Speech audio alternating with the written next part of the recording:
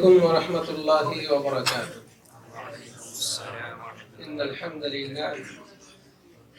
لله الذي آوى من إلى لطفه أوى، وأشهد أن لا إله إلا الله وحده لا شريك له، وأشهد أن محمدا عبده ورسوله، أما بعد।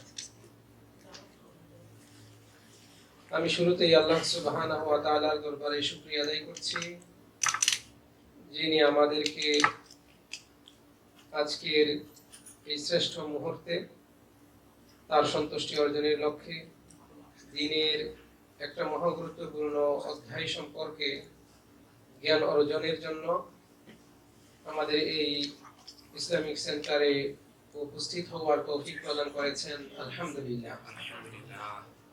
আমরা আবার আল্লাহর দরবারে শুকরিয়া আদায় করি, যিনি আমাদেরকে তার দ্বীন শেখার মন মানসিকতা দান করেছেন, আমাদেরকে তার দ্বীনের পথে চলার জন্য দায়বদ্ধ আমরা রয়েছি সেই অনুভূতি আমাদেরকে দান করেছেন। আল্লাহর দরবারে শুকরিয়া আদায় করছি, যিনি আমাদেরকে জন্য দ্বীন শিক্ষাকে সহজ করে দিয়েছেন। ফলে আমরা আমাদের এই সমাজে বিভিন্ন আলেম উলামাদের কাছ থেকে কোরআনের সুন্নাহের আলোকে বিভিন্ন মাসআলা মাসাইল, জীবন ঘনিষ্ঠ বিষয়গুলো জানতে পারি। আমরা আল্লাহর দরবারে শুকরিয়া আদায় করছি। আলহামদুলিল্লাহ। অতঃপর দরুদ ও সালাম বর্ষণ হোক আমাদের নবী মুহাম্মদ বিন আব্দুল্লাহ সাল্লাল্লাহু আলাইহি ওয়াসাল্লামের উপর, যিনি এই বিশ্ব মানবতার জন্য একমাত্র আদর্শ, শ্রেষ্ঠ আদর্শ, যার তুলনা কেবল তিনি আল্লাহর বান্দাদের মধ্যে। আল্লাহ রাব্বুল আলামিন তার উপর, তার পরিবারবর্গ এবং সকল সাহাবীর উপর শান্তি, রহমত ও বরকত নাজিল করুন। আল্লাহুম্মা আমিন। আপনারা ইতিমধ্যেই জেনেছেন যে আমাদের আজকের এই বিশেষ হালাকার বিষয়বস্তু হচ্ছে ইসলামে কুরবানির গুরুত্ব ও এর আহকাম। আহকাম বলতে বিধি বিধান।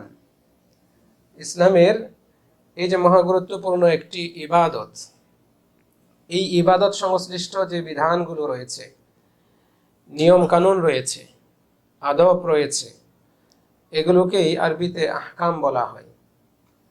কোরবানি, আমি একটু আগেও বলেছি যে এটা শ্রেষ্ঠতম ইবাদত। এটা এত গুরুত্ব বহন করে যে মানব ইতিহাসের শুরু থেকেই এই ইবাদতটি আল্লাহ রাব্বুল আলামিন প্রচলন ঘটিয়েছেন। আমরা যদি আমাদের আদি পিতা আদম আলাইহিস সালাতু ওয়াস সালামের জীবনের দিকে নজর বোলাই, আমরা সেখানেও কোরবানি নামক ইবাদতের অস্তিত্ব খুঁজে পাই। আপনারা জানেন যে আদম আলাইহিস সালাতু ওয়াস সালামের অসংখ্য সন্তানদের মধ্যে বিশেষ করে দুই ছেলের আলোচনা কোরআনে স্থান পেয়েছে, হাবিল এবং কাবিল। দুইজনই আদম আলাইহিস সালাতু ওয়াস সালামের সন্তান। আর সেই সময় কোরবানির এই ইবাদতের প্রচলন ছিল, কিন্তু এই কোরবানি কারটা কবুল হবে এই বিষয়টি সেই সময় সুনিশ্চিত হওয়া যেত। এমন সিস্টেমে আল্লাহ রাব্বুল আলামিন কোরবানিকে গ্রহণ করতেন। ফলে মানুষ জানতে পারত তার ইবাদত, এই কোরবানি নামক ইবাদতটি কবুল হয়েছে, অমুকেরটা কবুল হয়নি, এটা সুস্পষ্ট ছিল। সেই সময় নিয়ম ছিল যে ব্যক্তি আল্লাহর ওয়াস্তে কোনো কিছু কোরবানি করবে, উৎসর্গ করবে, সেটা কোনো খোলা ময়দানে কোনো স্থানে রাখবে, সুনির্দিষ্ট জায়গায় রাখবে। যদি আল্লাহ তাআলা তার এই কোরবানিকে পছন্দ করেন, সেটা যদি প্রকৃতই আল্লাহর ওয়াস্তে হয়ে থাকে এবং আনুষঙ্গিক যে সমস্ত বিষয়গুলো রয়েছে সেগুলোর সমন্বয় হয়ে থাকে, তাহলে আল্লাহ রাব্বুল আলামিন সেটা কবুল করবেন। আর কবুলের আলামত হচ্ছে যে আসমান থেকে হঠাৎ আগুন আসবে, এই আগুন এসে তার ওই কুরবানিকে পুড়িয়ে দিবে, ছারখার করে দেবে। এই সিস্টেম ছিল। তো হাবিল এবং কাবিল এই দুইজন, তাদের ঘটনা, লম্বা ঘটনা রয়েছে, আমি সংক্ষেপে বলছি। হাবিল এবং কাবিল দুই ভাই তারাও এরকম কোরবানি উপস্থাপন করে আল্লাহর হস্তে। আল্লাহ তাআলা বলছেন যে তিনি ফাতাকাব্বালা মিন আহাদিহিমা ওয়া লাম ইউতাকাব্বাল মিনাল আখার, আল্লাহ তাআলা এই দুই ভাইয়ের একজনের কোরবানিকে কবুল করলেন, আরেকজনেরটা কবুল করেন নাই। তো যারটা কবুল করেছেন তিনি ছিলেন মুখলিস, আল্লাহর ওয়াস্তে দিয়েছেন, হিংসা ছিল না, বিদ্বেষ ছিল না, প্রতিযোগিতা ছিল না, তিনি কেবল আল্লাহর সন্তুষ্টির জন্যই দিয়েছেন। আরেকজনের ভেতরে ছিল হিংসা, বিদ্বেষ, ওই ভাইকে ঠকানো, তার উপর বিজয় লাভ করা, এই ছিল তার টার্গেট। আল্লাহ তাআলা তো এরকম কুরবানি বা এরকম ইবাদত গ্রহণ করবেন না, তারটা গ্রহণ হয় নাই। এতে সে জলে পড়ে আরো মারাত্মক এক সিদ্ধান্তে পৌঁছে, অবশেষে সে তার ভাইকে হত্যাই করে।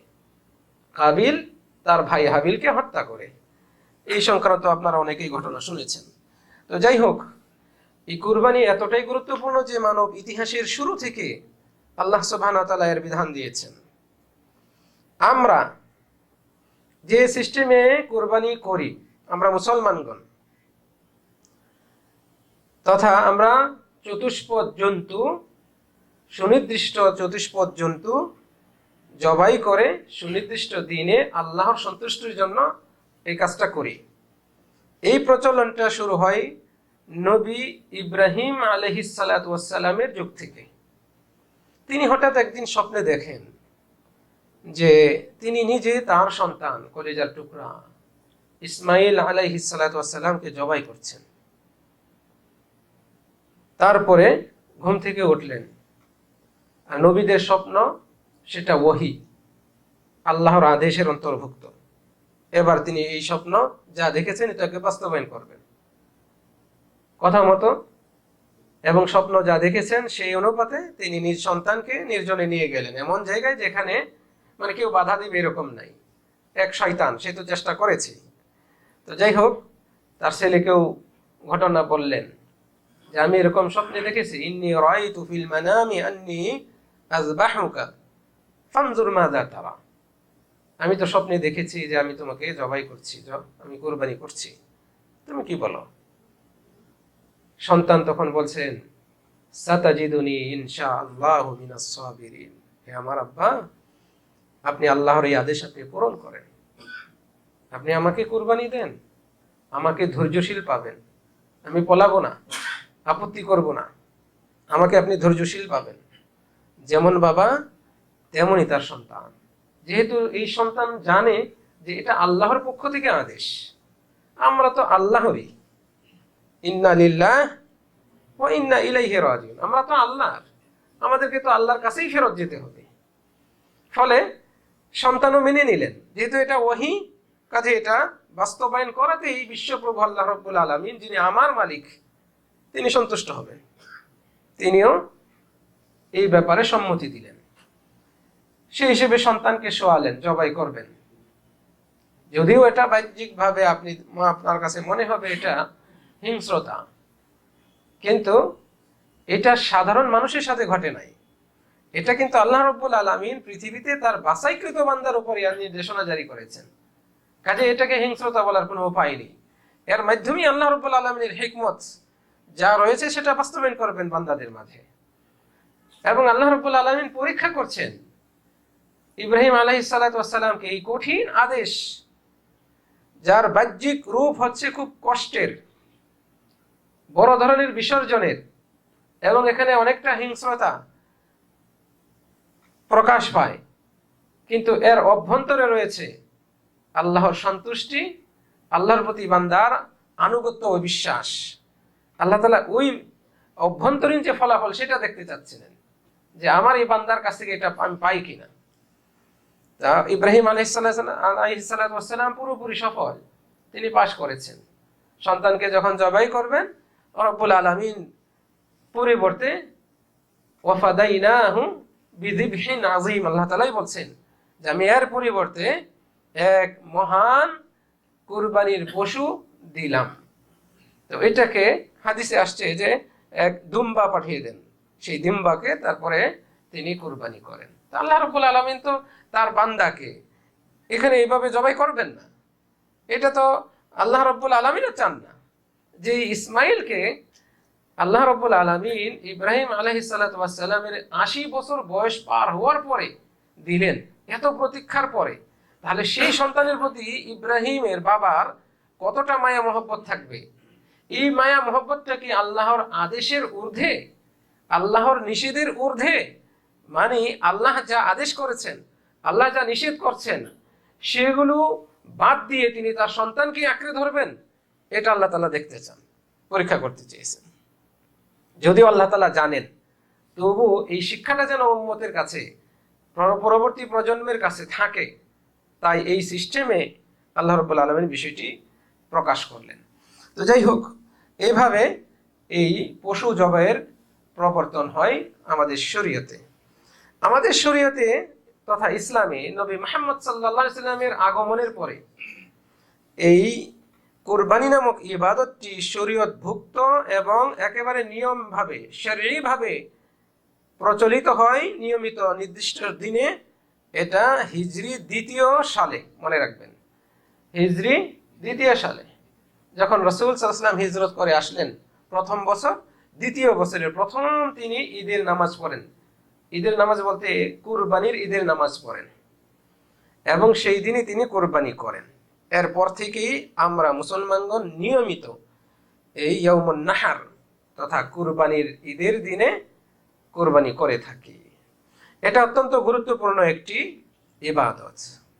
কোরবানি হচ্ছে এমন পশু যেগুলোকে আল্লাহ রাব্বুল আলামিন কোরআনে বাহিমাতুল আনআম বলেছেন। আনআম বলা হয় যে সমস্ত চতুষ্পদ জন্তু মানুষ লালন পালন করে, বড় করে, এইরকম চতুষ্পদ জন্তু, এগুলো কোরবানির দিন এবং এর পরের ৩ দিন, যে ৩ দিনকে আইয়ামে তাশরিক বলা হয়, এই দিনগুলোতে কেবল আল্লাহর সন্তুষ্টির জন্য পশু জবাই করা হয়। সেই পশু জবাইকে কোরবানি বলা হয়। আবারও বলছি, কোরবানি হচ্ছে আল্লাহর সন্তুষ্টির জন্য ঈদের দিন এবং তার পরবর্তী ৩ দিন, এই মোট ৪ দিনে যে গবাদি পশু, গৃহপালিত চতুষ্পদ পশু আল্লাহর সন্তুষ্টির জন্য জবাই করা হয়, সেটাই হচ্ছে কোরবানি। কাজে যে পশু আল্লাহর সন্তুষ্টির জন্য লিল্লাহ হয় না, জবাই করা হয় না, সেটা কোরবানি না। ওই পশুর মাংস খেলে শুধু মাংস খাওয়াই হয়। সেই পশু জবাইয়ের যে সওয়াব, আপনি আল্লাহর সৃষ্টি হয়ে আল্লাহর আরেক সৃষ্টিকে জবাই করলেন, যা যে উদ্দেশ্যে আল্লাহ রাব্বুল আলামিন এই বিধানটা দিলেন, সেই উদ্দেশ্য এর মাধ্যমে বাস্তবায়ন হয় না, ফলে সেটা কুরবানি হিসেবে গ্রহণযোগ্য হবে না। সম্মানিত দিনী ভাইয়েরা, এই কুরবানির বিষয়টি কোরআন, সুন্নাহ এবং এই উম্মতের ঐক্যমতের ভিত্তিতে সুপ্রতিষ্ঠিত। এটা এই উম্মতের কেউ নাই যারা ইসলাম চর্চা করে, ইসলামী বিধানের প্রতি তাদের আনুগত্য রয়েছে, তারা অস্বীকার করছে, এরকম কাউকে পাওয়া যাবে না। কেবল তারাই অস্বীকার করে যারা নাস্তিক্য মন মানসিকতা রাখে অথবা ধর্মকে, ইসলামকে নিজেদের সুযোগ সুবিধা মতো ব্যবহার করার চেষ্টা করে। এরা ছাড়া আর কেউ এরকম করে না। আল্লাহ রাব্বুল আলামিন মহাগ্রন্থ আল কুরআনে তার নবীকে এই ইবাদতটি পালন করতে নির্দেশ দিয়েছেন।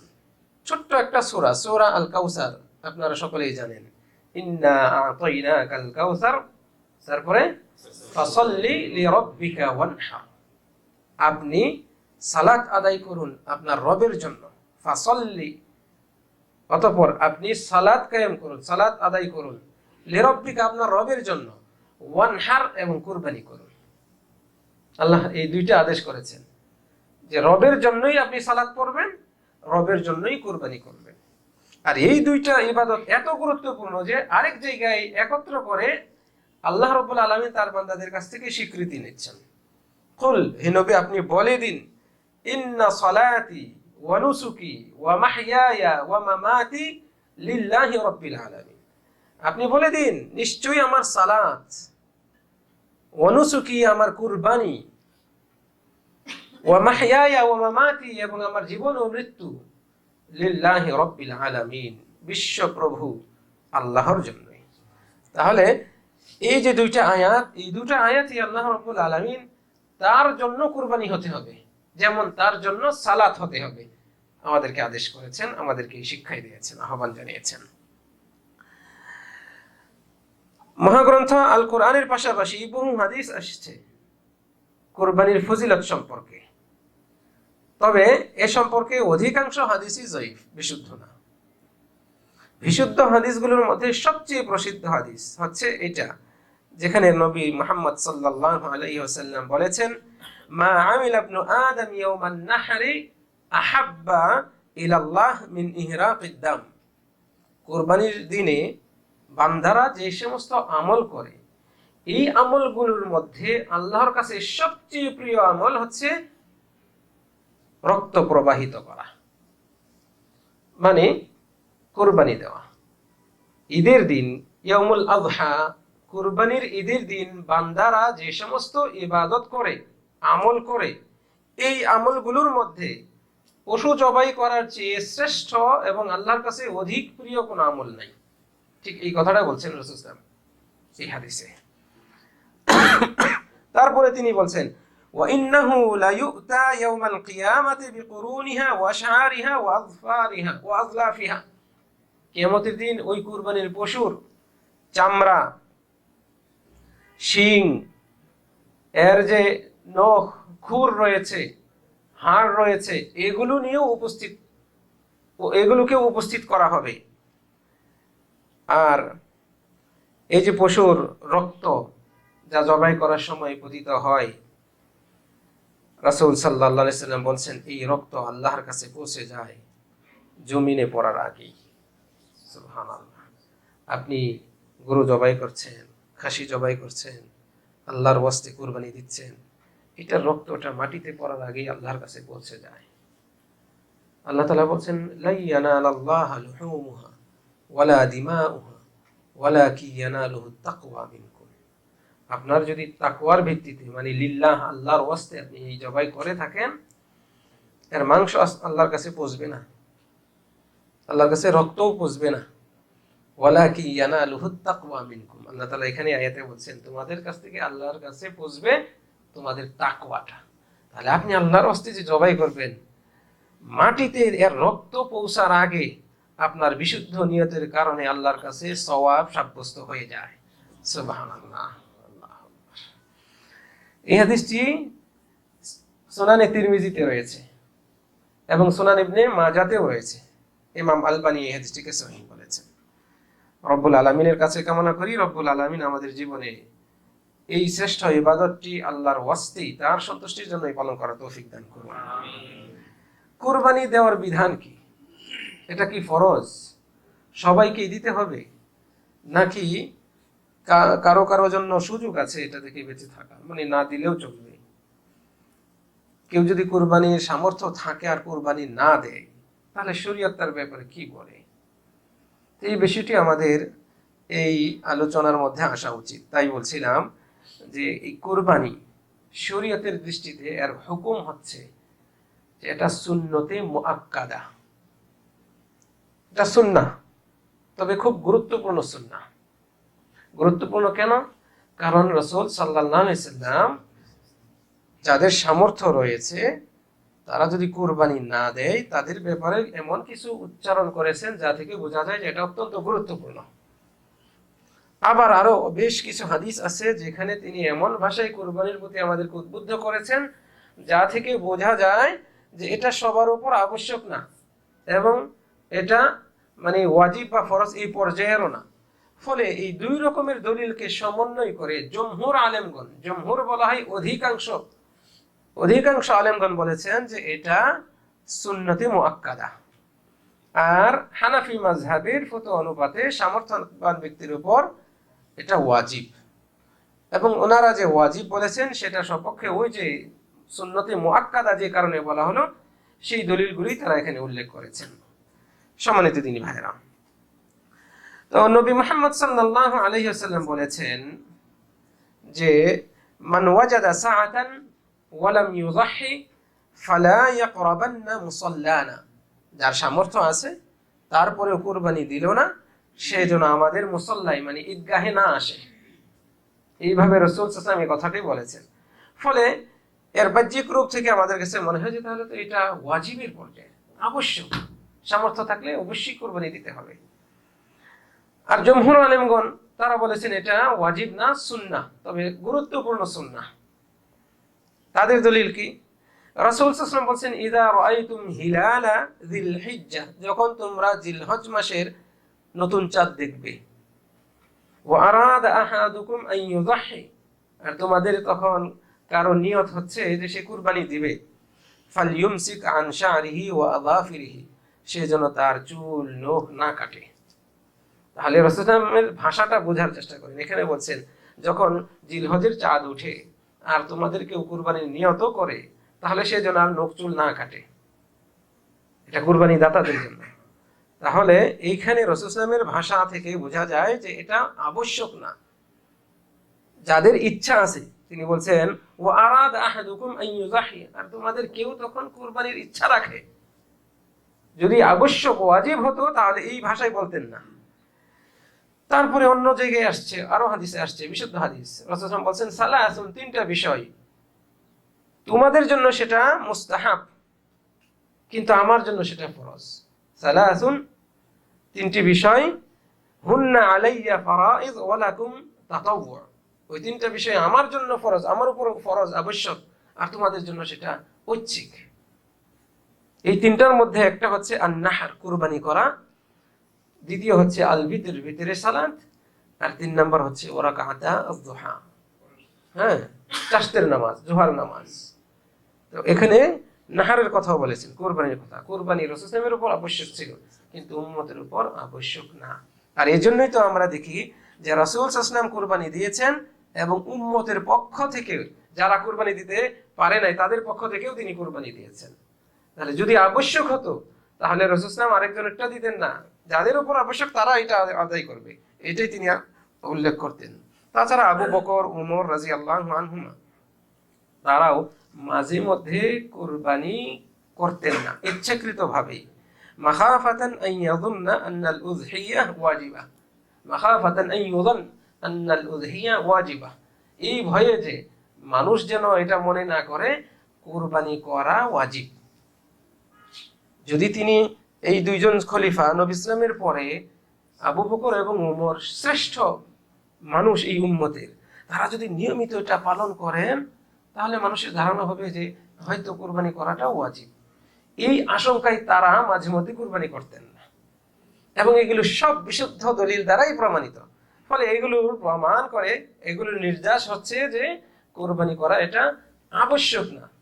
তবে এই জমহুর আলেমগণ বলেছেন এটা অত্যন্ত গুরুত্বপূর্ণ, অত্যন্ত গুরুত্বপূর্ণ। এবং রাজেহ কল মানে প্রাধান্য দেওয়ার মতো মত হচ্ছে এটাই, জমহুরের মত, অধিকাংশ আলেমের মত, যে কুরবানি মুস্তাহাব এবং এটা সুন্নতে মুআক্কাদা, অত্যন্ত গুরুত্বপূর্ণ সুন্নাহ।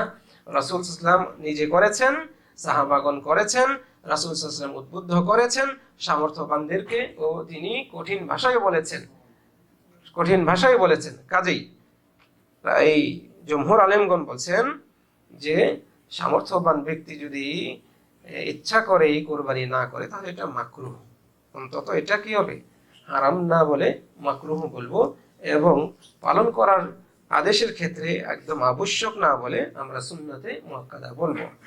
তবে আমরা সুন্নতে মুআক্কাদা বললেও যদি কোনো ব্যক্তি এটা না দেয় সামর্থ্য থাকা সত্ত্বেও, এটা নিশ্চিত যে সেই ব্যক্তি বহু কল্যাণ সওয়াব থেকে বঞ্চিত হবে, কারণ এটা অত্যন্ত গুরুত্বপূর্ণ একটি ইবাদত। এখন আমরা আলোচনা করব যে যেহেতু এই যে কুরবানির বিষয়টি আমরা সংক্ষেপে জানলাম, এর গুরুত্ব অনুধাবন করলাম, এর ইতিহাস সংক্ষেপে জানলাম, এবং নবী মুহাম্মদ সাল্লাল্লাহু আলাইহি ওয়াসাল্লাম নিয়মিত কুরবানি দিতেন, দিতে আমাদের উদ্বুদ্ধ করেছেন, এগুলোও জানলাম। কুরবানি আমরা এখন কিভাবে দিব, যেভাবে দিলে কুরবানি বিশুদ্ধ হবে, আল্লাহর কাছে গ্রহণযোগ্য হবে। উল্লেখ্য যে কুরবানি এটা এমন এক ইবাদত যেটা অর্থের সাথে সম্পৃক্ত, টাকা পয়সার সাথে সম্পৃক্ত। ইবাদত দুই রকমের, একটা হচ্ছে ইবাদত মালি, আর একটা হচ্ছে ইবাদত বাদানি, অর্থনৈতিক ইবাদত, আর একটা হচ্ছে শারীরিক ইবাদত। তো এই কুরবানি হচ্ছে অর্থনৈতিক ইবাদত, ফলে এটা আলাদা একটা গুরুত্ব বহন করে। যেমন হজ, হজ একটা অর্থনৈতিক ইবাদত। যারা হজ্জে গিয়েছেন হজ্জে গিয়েছেন, তারা অর্থ খরচ করেছেন, পাশাপাশি এটা শারীরিক ইবাদত, কঠোর পরিশ্রম রয়েছে এখানে, দুইটার সমন্বয়। আর এই মৌসুমে আল্লাহ রাব্বুল আলামিন যারা হজ্জে যেতে পারেন নাই তাদের জন্য এরকম এর কাছাকাছি একটা ইবাদতের ব্যবস্থা রেখেছেন, সেটা হচ্ছে এই কুরবানি, ইবাদতে মালি। এটা থেকেও যেন আমরা বঞ্চিত না হই। সম্মানিত দিনী ভাইয়েরা, কোরবানি এটা যেন বিশুদ্ধভাবে হয় সেজন্য আমাদেরকে কিছু নীতিমালা জানতে হবে। বেশ কিছু শর্ত রয়েছে কোরবানি বিশুদ্ধ হওয়ার জন্য। এগুলোর মধ্যে আমি আপনাদের সামনে বিশেষ করে 6টা শর্ত উল্লেখ করব। এগুলো সবই কোরআন অথবা সুন্নাহ দ্বারা প্রমাণিত। এগুলোর মধ্যে 1 নম্বর হচ্ছে এই কোরবানির পশু হতে হবে বাহিমাতুল আনআম, গৃহপালিত চতুষ্পদ জন্তু, যেগুলো মানুষ নিজ ঘরে পালন করে, নিজ বাড়িতে পালন করে, লালন পালন করে। যেমন গরু, ছাগল, ভেড়া, উট, এই জাতীয় প্রাণী। বিশেষ করে এই 3টা হচ্ছে মূল। আর মহিষ বলবেন, মহিষ এটা গরুর সাথে কিয়াসে আসবে, ঠিক আছে। আর মূলের মধ্যে হচ্ছে ছাগল, ছাগলের সাথে ভেড়া, দুম্বা এগুলো আসবে। এই জাতীয় প্রাণীকে বলা হয় বাহিমাতুল আনআম।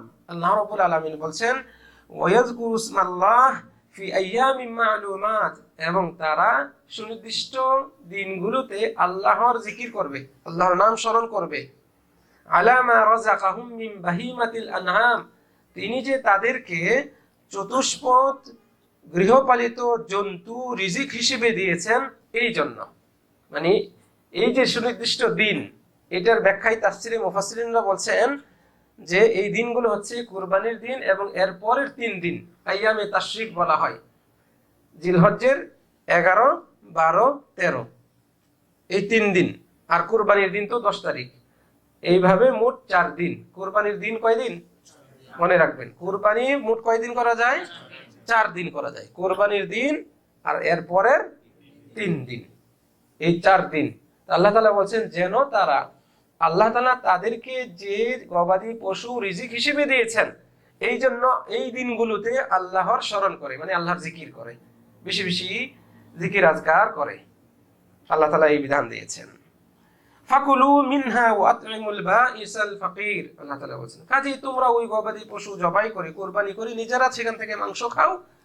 ওয়া আত'ইমু আল বাঈসাল ফাকির, এবং যারা ফকির এবং অনাথ তাদেরকেও তোমরা খাওয়াও। আল্লাহ রাব্বুল আলামিন এইভাবে আমাদেরকে আদেশ করলেন। তো আমরা এর মধ্যে জানলাম যে বাহিমাতুল আনআম, গৃহপালিত গবাদি পশু, এগুলো হচ্ছে 3 রকমের। এক হচ্ছে উট, তারপরে হচ্ছে ছাগল, এবং এর সাথে সাথে গরু। এই 3টা হচ্ছে মূল, আর বাকিগুলো এগুলোর সাথে কিয়াস করে আমরা ধরবো। এখানে বাহিমাতুল আনআম বলা হয়েছে, অত্যন্ত গুরুত্বপূর্ণ কথা, যে গৃহপালিত চতুষ্পদ জন্তু। তার মানে কিছু গরু রয়েছে যেগুলো গৃহপালিত না, আছে না এরকম? বন্য গরু, বন্য গরু দিয়ে কোরবানি হবে না। হ্যাঁ, কি বললেন? আচ্ছা, যাই হোক, বিভিন্ন নাম আছে। তারপরে ছাগল, এর সাথে আমরা তুলনা করছি ভেড়া, দুম্বা, কিন্তু হরিণ কিন্তু এর এই জাতীয় প্রাণী, কিন্তু এটা দিয়ে কোরবানি হবে না, কারণ এটা কি না, গৃহপালিত না। এটা হচ্ছে শিকারী প্রাণী, বন্য, বনে থাকে, নিজের খাবার নিজে খুঁজে, নিজের বাসা নিজে খুঁজে, এভাবে। এই জন্য এই বাহিমাতুল আনআম বলতে ওই সমস্ত প্রাণী যদিও খাওয়া জায়েজ, আপনি মাংস খেতে পারেন জবাই করে, কিন্তু এই যে কুরবানি নামক সুনির্দিষ্ট ইবাদত, এটা ওগুলো দিয়ে আদায় হবে না। আশা করি বুঝাইতে পেরেছি। তাহলে গরু, এটার সাথে আমরা কিয়াস করে, মুহাদ্দিসিনগণ কিয়াস করে বলেছেন যে জামুস, যেটাকে আমরা মহিষ বলি, এই মহিষ দিয়েও কোরবানি দেওয়া জায়েজ আছে। সম্মানিত দিনী ভাইয়েরা, এর বাইরে বাকি যে প্রাণীগুলো রয়েছে সেগুলো দ্বারা কোরবানি বিশুদ্ধ হয় না। কাজেই এই যে ঘোড়া অথবা গাধা, হ্যাঁ, গাধা যেগুলো ওয়াহশি বন্য গাধা, তারপরে হরিণ, এগুলো দিয়ে কোরবানি বিশুদ্ধ হবে না, আমরা ইতিমধ্যে জেনেছি। দ্বিতীয় শর্ত হচ্ছে যে এই কোরবানি হতে হবে সুনির্দিষ্ট বয়সের। যে কোনো প্রাণী এনে, যে কোনো বয়সের গরু এনে আপনি জবাই করতে পারেন না কোরবানি হিসেবে, এর জন্য নির্দিষ্ট বয়স লাগতে হবে।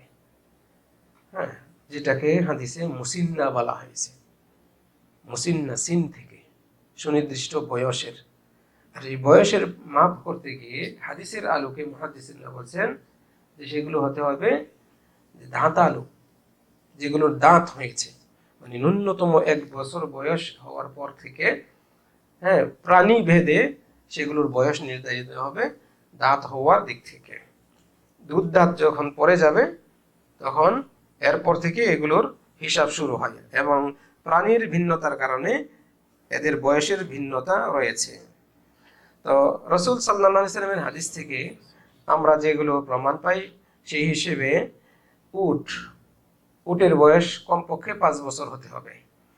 তারপরে গরু, এর বয়স কমপক্ষে 2 বছর হতে হবে।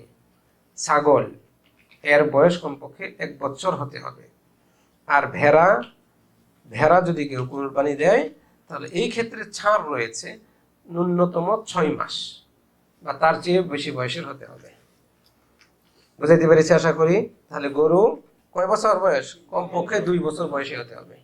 এবং এটার একটা আলামত যারা রাখাল তারা বুঝতে পারে, দাঁত দেখেই বুঝতে পারে, হ্যাঁ, যে গরুর বয়স 2 বছর হয়ে গিয়েছে, তার দাঁতটাই ভিন্ন রকম হয়। আপনারা অনেকের অভিজ্ঞতা আছে আমি মনে করি। তারপরে উট 5 বছর, আর ছাগল 1 বছর।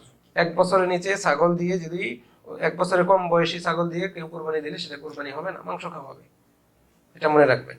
তবে ভেড়া, এটা যদি 6 মাস বয়সী হয় এবং তার চেয়ে বেশি, ন্যূনতম 6 মাস এই বয়সের হলে এটা জায়েজ রয়েছে। রাসূল সাল্লাল্লাহু আলাইহি ওয়াসাল্লাম এটা অনুমোদন দিয়েছেন শুধুমাত্র ভেড়ার জাতীয় এই প্রাণী।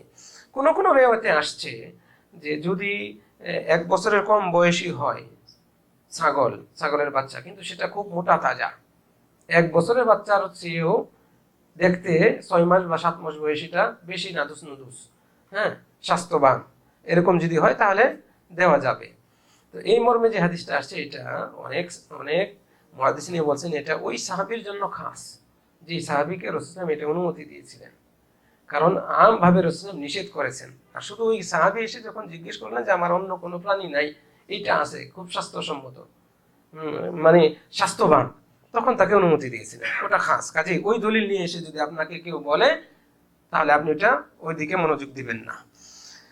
সম্মানিত দিনী ভাইয়েরা, তৃতীয় শর্ত হচ্ছে যে কুরবানি বিশুদ্ধ হওয়ার জন্য আপনাকে কুরবানির ওই পশুর মালিক হতে হবে, বৈধ মালিক হতে হবে আপনাকে। তার মানে আপনাকে অবশ্যই মানে এমন পশুই কুরবানি দিতে হবে যেগুলো প্রকৃতপক্ষে আপনি মালিক। শুনতে হয়তো খারাপ লাগবে, তারপরে বলবো, এর দ্বারা উদ্দেশ্য হচ্ছে চুরি করা গরু ছাগল এগুলো দিয়ে কি কুরবানি হবে না। গ্রামগঞ্জে তো আছে, আর এখন তো গরুর হাট থেকে অনেক সময় চুরি হয়ে যায়, রাস্তা থেকে নেতার যারা চেলাপেলা থাকে তারা কি করে, চিন্তাই করে, জোর জবরদস্তি করে 2-1টা নামায় নেয়। ওইটা দিয়ে যদি সে কুরবানি দেয় ধুমধাম করেও, আল্লাহর কাছে পৌঁছবে? অসম্ভব, অসম্ভব। ওইটা কুরবানি হবে না, মাংস খাওয়া হবে, এবং সেটা অবৈধ, হারাম। কোনো ব্যবসায়ী ইচ্ছাকৃত দেয় না, তো কোনো ব্যবসায়ী ইচ্ছাকৃত দেয় না, স্বাচ্ছন্দ্যে দেয় না, তাকে হুমকি দেওয়া হয়, ওইখানে পৌঁছতেই দিবে না, অথবা আরো কত রকমের হুমকি দেওয়া হয়। তখন দেওয়ার সময় যতই সে হাসি মুখে দেখ, কিন্তু এই হাসির নিচে লুকিয়ে আছে কত কষ্ট বেদনা। সম্মানিত দিনী ভাইরা, চতুর্থ শর্ত হচ্ছে যে এই কুরবানির পশুর সাথে অন্যের হক জড়িত থাকলে চলবে না। কোরবানির পশু আপনার অধীনেই আছে, কিন্তু অন্যের হক জড়িত, যেমন আপনার কাছে বন্ধক রাখা হয়েছে, আপনার কাছে এটা রেখে সে কিছু সুবিধা, হয়তো কিছু টাকা নিয়ে গেছে, ওই টাকা ফেরত দিলে ওই কোরবানির পশুটা সে নিয়ে নেবে, বা ওই ছাগল বা গরু ওটা ফেরত নিয়ে নেবে। তাহলে এই জাতীয় অন্যের হক যে পশুতে জড়িত আছে, অথবা শরিকানা, 2 জন মিলে ক্রয় করেছেন, এখন আরেকজনকে না জানিয়ে আপনি এটা নিজের জন্য কোরবানি দিয়ে দিচ্ছেন, না, এরকম হলে জায়েজ হবে না। পঞ্চম শর্ত হচ্ছে ত্রুটি মুক্ত হতে হবে, এটা অত্যন্ত গুরুত্বপূর্ণ। কুরবানি বিশুদ্ধ হওয়ার জন্য যে শর্তগুলো রয়েছে এগুলোর মধ্যে পঞ্চম শর্ত হচ্ছে ত্রুটি মুক্ত হতে হবে, আইব দোষ মুক্ত হতে হবে। কারণ আপনি আল্লাহর জন্য কুরবানি দিবেন, আপনার এই কুরবানি যেন শ্রেষ্ঠ প্রাণী হয়। এই জন্যই সাহাবাগণ নবী মুহাম্মদ সাল্লাল্লাহু আলাইহি সাল্লাম সবচেয়ে মোটা তাজা প্রাণী কুরবানি হিসেবে দিতেন। মোটা তাজা প্রাণী কুরবানি হিসেবে জবাই করতেন। এবং আমি নিজে মসজিদে নববীতে গত ঈদের খুতবা অনুবাদ করেছি। শেখ ডক্টর আব্দুল মুহসিন আল কাসিম হাফিজাহুল্লাহ তার জুমার খুতবার অনুবাদে আমি করতে গিয়ে দেখছি তিনি বলছেন যে কোরবানির পশু হিসেবে সর্বশ্রেষ্ঠ হচ্ছে সবচেয়ে দামি পশু। যে কোরবানি, যে ছাগলটার দাম বেশি, অবশ্যই সেটা ত্রুটিমুক্ত হবে, অবশ্যই সেটা স্বাস্থ্যসম্মত হবে, স্বাস্থ্যবান হবে, অবশ্যই সেটা রোগা হবে না। তাহলে এইরকম যে প্রাণীর দাম বেশি সেই প্রাণী কুরবানি দেওয়া তত বেশি ফজিলতপূর্ণ। তারপরে তিনি বলছেন কাজেই হে সম্পদশালীরা, কুরবানি করতে গিয়ে তোমরা কৃপণতা দেখিও না। আল্লাহু আকবার। এখন ওনার এই ভাষাটা আমার মনে আছে, আমি নিজে অনুবাদ করেছি তো মসজিদে নববীতে চেয়ারে বসে, এই জন্যই বললাম আপনাদেরকে। তাহলে কুরবানির পশু হতে হবে ত্রুটিমুক্ত। এই ত্রুটিগুলো বিশেষ করে রাসূল সাল্লাল্লাহু আলাইহি ওয়াসাল্লাম উল্লেখ করেছেন হাদিসে। কি জাতীয় ত্রুটি? উবাইদ বিন ফাইরুজ রাদিয়াল্লাহু আনহু তিনি বলছেন সাআলনাল বারা আম্মা লা ইয়াজুজু ফিল আযাহি, আমরা বারা বিন আযিব রাদিয়াল্লাহু আনহুকে জিজ্ঞেস করলাম যে কুরবানিতে কোন কোন পশু জায়েজ না, চলবে না। তখন তিনি বললেন যে কামা ফিনা রাসূলুল্লাহ সাল্লাল্লাহু আলাইহি ওয়াসাল্লাম, যে আমাদের মাঝে রাসূলুল্লাহ একদিন দাঁড়ালেন, দাঁড়িয়ে বললেন আরবাউন লা তাজুজু ফিল উযহিয়া, চার শ্রেণীর প্রাণী কুরবানিতে চলবে না। আল আওরা আল বাইয়িনু আওরুহা, এমন প্রাণী যে কানা, টেরা, যা একেবারে স্পষ্ট বোঝা যাচ্ছে যে এটা টেরা অথবা কানা, চোখে দেখে না, এইরকম প্রাণী কুরবানি হিসেবে চলবে না। 2 নম্বর হচ্ছে আওয়াল মারিদা আল বাইয়িনু মারাদুহা, একেবারে রোগা, দেখেই বোঝা যায় যে এই ছাগল বা এই ভেড়া অথবা এই দুম্বা, এই গরু একেবারে রোগা, শুইলে বসলে আর উঠেই না, কত কি করে তাকে উঠাতে হয়, হাঁটাতে গেলে হাঁটেই না, রোগের কারণে, অসুস্থতার কারণে। এক কথায় সুস্পষ্ট অসুস্থ রোগী মানে রোগা প্রাণী কুরবানি হিসেবে চলবে না। 3 নম্বরে বলছেন ওয়াল আরজা আল বাইয়িনু দালাউহা, খোড়া পশু, যা স্পষ্ট দেখা যাচ্ছে এটা হাঁটার সময় খুঁড়িয়ে খুঁড়িয়ে হাঁটছে, এরকম প্রাণী কুরবানি হিসেবে চলবে না। 4 নম্বরে বলছেন ওয়াল কাসীর আল্লাতী লা তুলকি, এমন দুর্বল পশু যার কোনো মজ্জা নাই, মানে শুকিয়ে একেবারে হাড় দেখা যাচ্ছে, মানে হাড়, শুধু হাড় আছে, মাংসই নাই, এত শুকিয়ে গেছে, মানে ক্যালসিয়াম বলতে নাই শরীরে, এইরকম। তো এরকম প্রাণী জায়েজ নয় কুরবানি হিসেবে। তো এখানে এই যে ত্রুটি মুক্ত হওয়া, এর সাথে আর অন্যান্য হাদিসের ভিত্তিতে প্রমাণ পাওয়া যায় যে যেই প্রাণীর শিং ভাঙ্গা, এই প্রাণী কুরবানি হিসেবে চলবে না। যেই প্রাণীর কান একেবারে ফাড়া, কান ফাড়া মানে কানের অর্ধেকের বেশি অংশই ফেড়ে আছে বা ফুটা হয়ে আছে, এরকম শরীরে পচন ধরেছে কোনো অংশে, ঘা, যেগুলো সাধারণত একজন সম্পদশালী এবং ভালো রুচিসম্মত রুচিশীল ব্যক্তি ক্রয় করবে না খাওয়ার জন্য, জবাই করার জন্য। তাহলে সেই প্রাণী কিভাবে বিশ্বপ্রভু আল্লাহর জন্য সে কুরবানি দিবে? বুঝাতে পেরেছি আশা করি। তাহলে এই জাতীয় প্রাণী চলবে না। ইমাম ইবনুল কাইয়্যিম রাহিমাহুল্লাহ তিনি এই বিষয়গুলো স্পষ্ট করেছেন তার কিতাবে। আমরা সময়ের বিবেচনায় সবকিছু উল্লেখ করব না, মোটামুটি আশা করছি এর মাধ্যমে আপনাদের কাছে মেসেজ চলে গিয়েছে। ষষ্ঠ শর্ত হচ্ছে যে এই কুরবানি হতে হবে, কুরবানি করার যে বৈধ টাইম, সময়সীমা, এর ভেতরে। আমরা ইতিমধ্যেই কুরবানির সময়সীমা জেনেছি যে ঈদের দিন এবং ঈদের পরে কয়দিন? 3 দিন, এই মোট 4 দিন। এই 4 দিনে কুরবানি সম্পন্ন করতে হবে এর ভেতরে। আপনি যদি ঈদের দিন সম্ভব না হয় ঈদের পর দিন করেন, তাও যদি সম্ভব না হয় তাহলে এরপর দিন করেন, তারপর যদি সম্ভব না হয় এভাবে তারপর দিন, এভাবে মোট 4 দিন সময় দেওয়া হয়েছে। আলহামদুলিল্লাহ। সম্মানিত দিদি ভাইয়েরা, রাসূলুল্লাহ সাল্লাল্লাহু আলাইহি ওয়াসাল্লাম তার ব্যাপারে বারা বিন আযিব রাদিয়াল্লাহু আনহু বলছেন যে একদিন রাসূল ইসলাম মানে কুরবানির দিন আমাদের সামনে আসলেন এবং তিনি এসে 2 রাকাত নামাজ পড়লেন, মানে ঈদের নামাজ পড়ালেন। তারপরে তিনি আমাদের দিকে ফিরে বসলেন বা আমাদের দিকে ফিরলেন, মানে দাঁড়িয়ে এবার ঈদের খুতবা দিচ্ছেন। সেই খুতবায় তিনি বলছেন, ইন্না আউওয়ালা নুসুকিনা ফি ইয়াউমিনা হাযা আন নাবদা বিস-সালাহ। আমাদের এই কুরবানির দিনে প্রথম যে আমলটি আমরা করব সেটা হচ্ছে আমরা সালাত আদায় করব। কুরবানির দিনে প্রথমে আমরা কি করব? সালাত আদায় করব, অর্থাৎ ঈদের নামাজ আদায় করব। সুম্মা নারজিউ ফানানহার, তারপরে আমরা বাড়ি ফিরে কুরবানি করব, পশু জবাই করব। ফাআলা যালিকা ফামান ফাআলা যালিকা ফাকাদ ওয়াফাকা সুন্নাতানা। রাসূল বলেন যে ব্যক্তি এইভাবে করলো সে আমাদের সুন্নাত অনুযায়ী কাজ করলো, মানে আগে ঈদের নামাজ তারপরে পশু জবাই কুরবানি, এইভাবে যে করলো সে সুন্নাতটাই মানলো, তার কুরবানিটা ঠিকভাবে হবে। ওয়ামান যাবাহা ক্বাবলা যালিকা ফাইন্নামা হুয়া লাহমুন আজ্জালাহু। হ্যাঁ, আর যে ব্যক্তি ঈদের নামাজের আগে কুরবানি করলো তার ওই কুরবানির পশুটা হবে শুধু মাংসই খাওয়া, ওটা থেকে শুধু মাংস খাওয়াই হবে।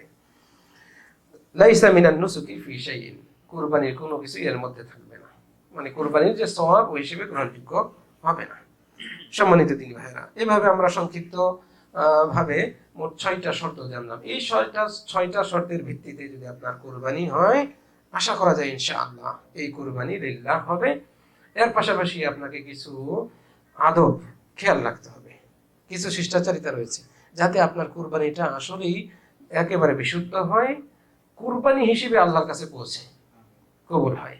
এই আদবগুলোর মধ্যে সবচেয়ে গুরুত্বপূর্ণ প্রথম যে আদবটা, মাসআলাটা, যে